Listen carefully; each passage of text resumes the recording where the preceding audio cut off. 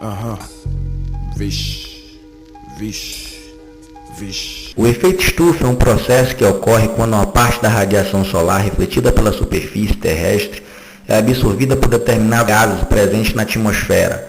Como consequência disso, o calor fica retido, não sendo liberado ao espaço. O efeito estufa, dentro de uma determinada faixa, é de vital importância, pois sem ele, a vida como a conhecemos não poderia existir. O que se pode tornar catastrófico é a ocorrência de um agravamento do efeito estufa que destabilize o equilíbrio energético no planeta e origine um fenômeno conhecido como aquecimento global. Os gases do efeito estufa, dióxido de carbono, metano, óxido nitroso, CF6, absorvem alguma da radiação infravermelha emitida pela superfície da Terra e irradiam, por sua vez, alguma da energia absorvida de volta para a superfície. Com esse resultado, a superfície recebe quase o dobro de energia da atmosfera do que a que recebe do Sol. Os gases causadores. O vapor d'água. As fontes naturais do vapor d'água são as superfícies de água, gelo e neve, a superfície do solo, as superfícies vegetais e animais. A passagem para a fase de vapor é realizada pelos processos físicos de evaporação e sublimação e pela transpiração. O vapor d'água é um dos constituintes variáveis do ar atmosférico, chegando a ter cerca de até 4% em volume. Este volume é extremamente variável e que esta variabilidade provém da extrema facilidade com que consegue mudar de fase, nas condições atmosféricas reinantes. Essas mudanças de fase são acompanhadas por liberação ou absorção de calor latente, que associadas com o transporte de vapor d'água pela circulação atmosférica, atuam na distribuição do calor sobre o globo terrestre. Por apresentar essas características, o vapor d'água é considerado o mais importante gás estufa. Além disso, com a ação do efeito estufa, a atmosfera se tornará mais quente, contendo uma quantidade maior de vapor d'água em decorrência de índices mais altos de evaporação. Dióxido de carbono. As principais reservas de carbono da natureza são a biota, os solos e os oceanos. A biota, que consiste em toda a vida sobre a superfície da Terra, denominada em termos de volume pela vida vegetal, absorve cerca de 102 gigatoneladas, 1 bilhão de toneladas, de carbono por ano do liberado durante a fotossíntese. Isso representa cerca de 14% do teor total de dióxido de carbono da atmosfera nos oceanos. O dióxido de carbono também é absorvido da atmosfera em decorrência de processos tanto químicos como biológicos.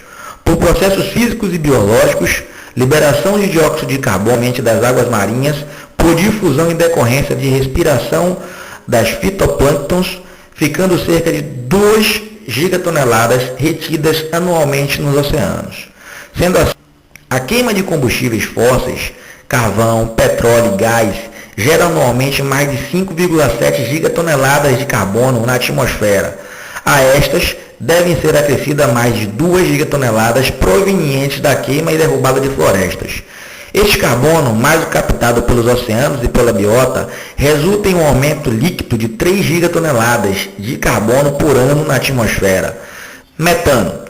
O metano é o segundo gás estufa em importância, produzido durante a decomposição anaeróbica. As principais fontes de metano são arrozais, pântanos, animais domésticos ou não, cupins, gás natural e outros meios anaeróbicos. A taxa de metano na atmosfera aumenta 1% ao ano, sendo pouco conhecidas as causas deste aumento.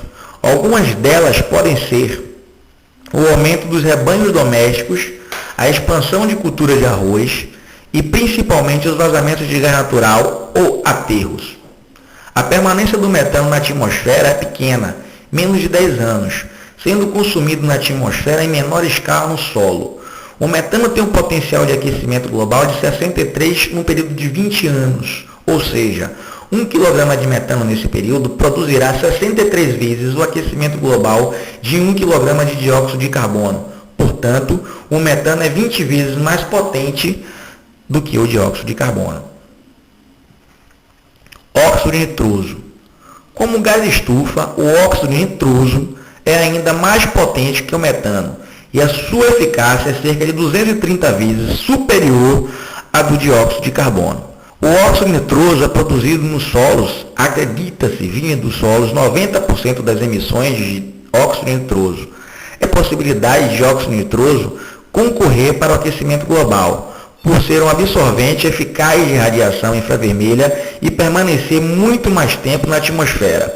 O principal meio de dissipação deste óxido é a luz ultravioleta estratosférica, que o destrói, porém, essa dissipação é bastante lenta, podendo demorar até 150 anos.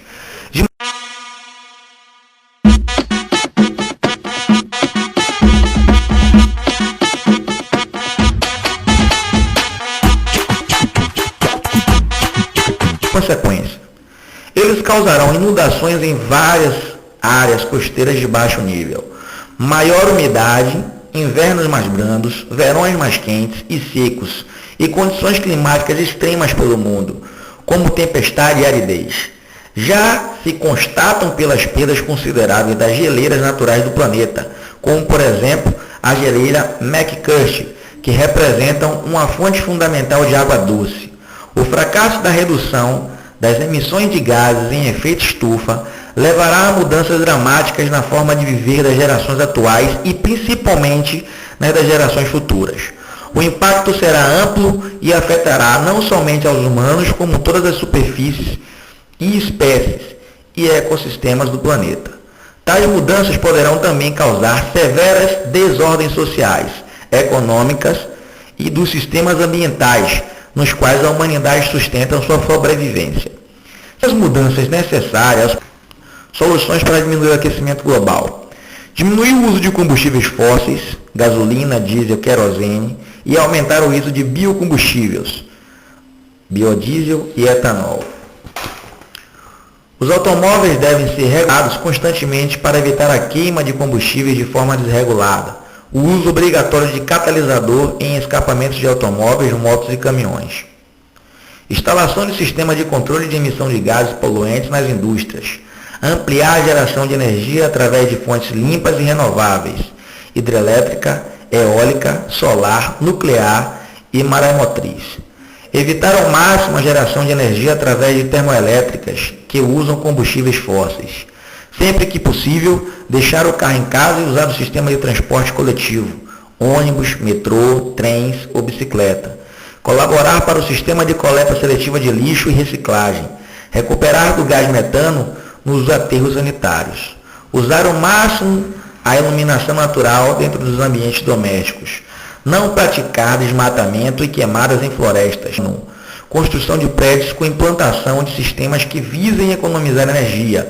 Uso de energia solar para aquecimento da água e refrigeração.